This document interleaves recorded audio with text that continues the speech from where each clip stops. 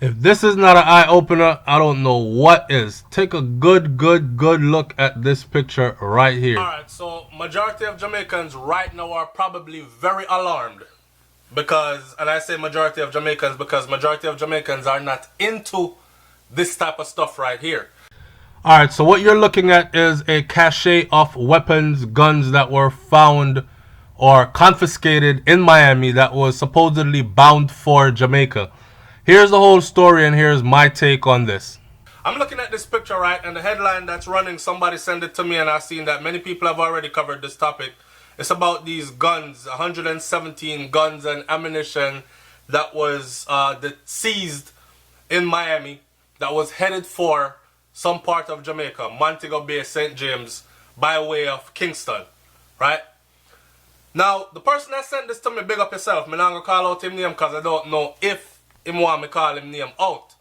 There are a couple of things that are off about this to me. I remember, I just posted the part 2 to the NID, the new ID system thing. Posted part 2 to that. Also posted some conspiracy theory talk and some speculation talk to the whole Lowell Horton situation. You know, the guy that founded the Patty Company. Say him kill himself in a factory in New York, Golden Cross, and these kind of things. So pay attention to these videos, right? One by one by one. Watch this. I'm going to read through this first. It says, the story says, Customs and Border Protection, or CBP, Miami International Airport, outbound enforcement team, conducting a routine inspection, identified a shipment containing two blue shipping barrels, said to contain personal effects. A physical inspection, revealed various food items, cat litter, a cardboard box labeled as a 4-drawer dresser, and one cardboard box labeled as a television stand. Further revealed that the personal effects actually contain 2 rifles, 115 pistols, 139 magazines, 103 rounds of 9mm ammunition, 50 rounds of 357 ammunition, 50 rounds of 45 caliber ammunition, 24 rounds of 40 cal ammunition, 40 rounds of 223 ammunition, 9 handgun back straps, 5 magazine parts, 3 pistol grips, 3 buttstocks, and weapons parts. All items were placed on a customs hold and transported to the CBP OET office for further processing. OET is the outbound enforcement team, and the CBP is the Customs and Border Protection. Now, this is the part that get me. Because I tell you, walk with me. I just finished doing part 2 to the national ID thing. In the national ID thing, I talk about, first of all, let me say this, before I go there, so. Is anyone thinking this is some kind of ploy to get Jamaicans to be extremely scared and to actually willingly accept the whole ID thing without protest? Has anyone thought of that? Now, looking at this shipment load of guns, this looks like a catch shipment to me.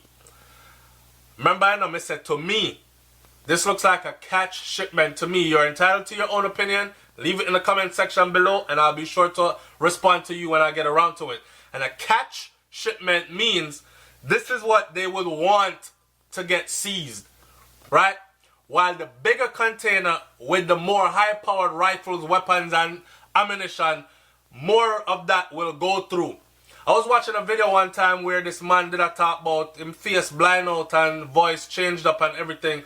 How they used to fly drugs in and out of the USA at government orders. This is a video me I watch, And the man I said that while they were doing that, they would actually let the government seize up to £1,000 or 1,000 kilos, 2,000, 3,000 kilos of cocaine. Now we're saying, damn, that's a lot of cocaine. But he would say that when they're distracted with that, they would go through with tons of cocaine. So even though it seemed like it's a big bust, you understand? And I'm applying that same process of thinking towards this whole thing right here. Now, back to the whole ID thing and all that. Could this possibly be?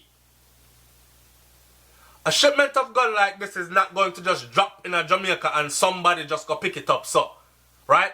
It has to have a designated individual who is going to go pick this up. No one person, two people now gonna just organize and ship in all these guns and have somewhere else when someone, a regular Joe, just go collect this. First of all, we're living in an age where them have technology that can see through people's house, much less can see through a barrel, right? And you have 100 and something guns packed in 2 barrels with ammunition and everything. I can only think of how heavy these barrels must have been in the first place. So cat litter and liquor personal goods would not be carrying the same amount of weight, right? That alone would have drawn suspicion. Y'all walking with me? Now, for this to be x-rayed, it would have been found right away. You understand what I'm saying? So the whole story sounds fishy to me. Now to the whole ID thing, watch this. The shipping documents listed the co-signer as Karima Hudson of 3610 Coral Springs, Pompano Beach, Florida, 33065. The co-signee was Monique Hastings or Hastings. Then I'll give our telephone number. Telephone number 00187 643 05161. The shipment was due to be exported from Miami to Montegobay via Caribbean Airlines flight BW 8040 on November 20th, 2017. Flight BW 8040 was scheduled to arrive in Montegobay from Miami at 10:45 via Kingston, where it was scheduled to land at 8:30 first. So first it did go land in Kingston, and then the flight I go from Kingston into Montegobay. 8:30 it landed Kingston, then into Montegobay by 10:45, right? Watch it. If you notice right away, it's 2 females or 2 female names. Now, we have talked before about, go and watch the NID video that I just put up. We have talked before about how easy it is to replicate IDs and lift people's fingerprints and create new identification.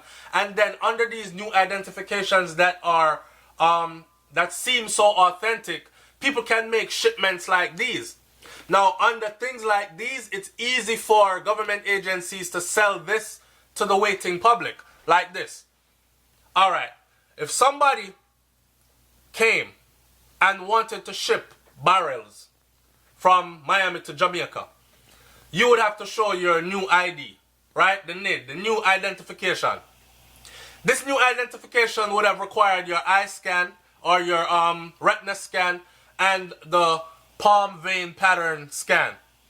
This is almost impossible to replicate, right?